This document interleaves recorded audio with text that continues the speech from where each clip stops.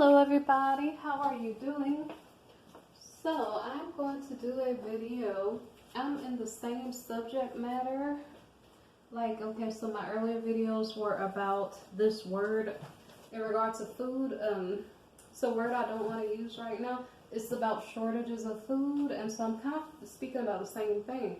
Like, is there really a shortage of food, or what are you speaking into the situation, okay? So, if you know the Elohim that I know, Adonai Elohim, you know that not only is he a way maker, he's a provider, El Shaddai, Jehovah Jireh, whatever you want to call him. He can make a way when it seems like there is no way, okay?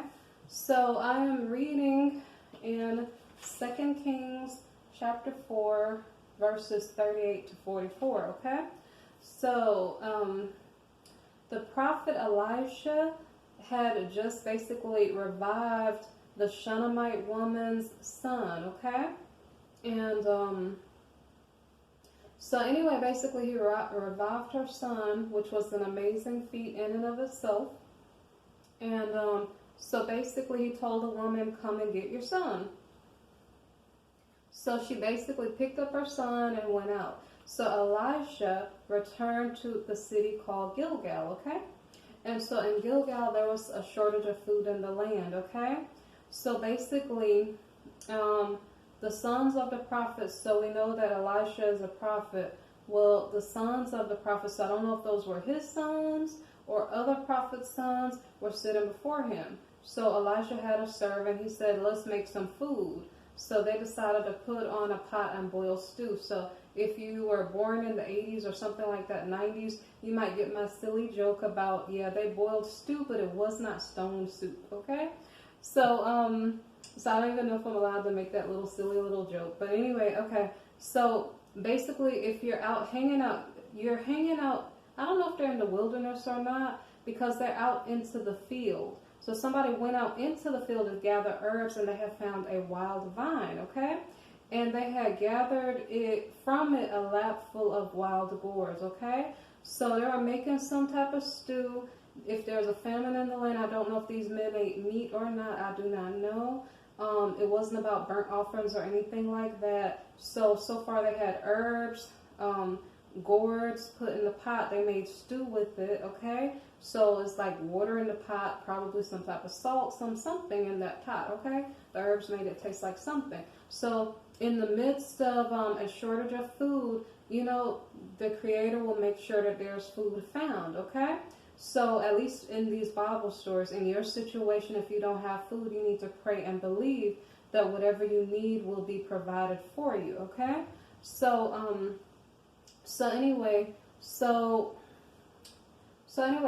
then they started to serve it to the men. So these were the sons of the prophet. So were these either Elisha's sons, other prophet's sons? I don't know. So they started to eat the food, and then as they were eating the food, they realized that what they were eating wasn't safe to eat, okay? So quite interestingly enough, I don't know if Elijah is just super wise or this was the spirit of the Adonai telling him, put some flour in the pot and it'll be safe to eat, okay? So now this, don't try this at home. I don't know what specifically they were eating, but I'm just trying to say, when it seems like there is no way, the Creator will make a way, okay?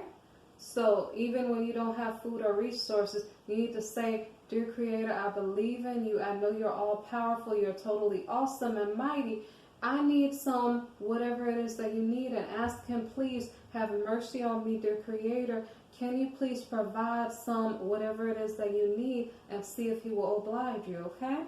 So they put the flour in the pot, and they were able to eat the pot. And I said, I'm so sorry, I said the wrong thing. They were able to eat the pot. If you picked up something really dangerous in the wilderness and you put flour in it, maybe you might be, I'm so silly, guys. I'm so sorry. I don't want you to eat the pot or to eat the dangerous food, okay? You need to have wisdom to know what to do versus what not to do, okay? And I don't normally make jokes, so I'm sorry if I'm being a little silly in this video, okay? So, I'm sorry. Sometimes when I'm tired, I'm a little bit silly, okay? So, and this was made before the Sabbath day, just in case you're wondering, okay? So anyway, okay, let's see. So anyway, let me see. So that was one part of the story. Then in verse 42, okay? Because mind you, this is Elisha. You know, the mantle that was handed to him, okay? So basically, he's a pretty powerful prophet, okay? He had a lot of the spirit of the Creator upon him, so he could do all these miracles. So it's showing not only one miracle during a time of food shortage, but there's another one following, okay? So a man came from Baal Shalisha and brought the man of Aravat, or Elohim. He brought him like his tithes of the land, okay? Tithing is not about money, it's about the tithes of the land, like the first fruits of the land, okay? For farmers, okay? So let me see. So anyway, so this man, he brought the prophet some first fruits from his land, okay? So what happened was that they had cooked it up, and now it's 20 loaves of barley bread and some newly ripened grain in the man's knapsack, okay? And so that was a gift to the prophet, or I don't know if that was to pay for the prophet for his work according to the scripture, okay? And so he said, give it to the people that they may eat, okay? So I don't know who said this. Was this Elisha, or was this the man who brought the food, the tithe of the ground to the prophet? I don't know which one. But so the servant said, so we know that Elisha had a servant, so it's probably Elisha who said to his servant, give it to the people. So the servant said, what? Shall I set this before 100 men? So let me repeat, 26 loaves of barley bread, okay? But if it's 26, I'm sorry, I said 26. I'm so sorry. 20 loaves of bread. So for this video, I have no idea why. Is 26 a relevant number? I don't know why I would have slipped and said 26 when it says 20, okay? So there are 20 loaves of barley bread. How big are the loaves of bread is the question, okay? So anyway, and how hungry are the men, okay? So, and I'm not sure if it's right after they had the stew.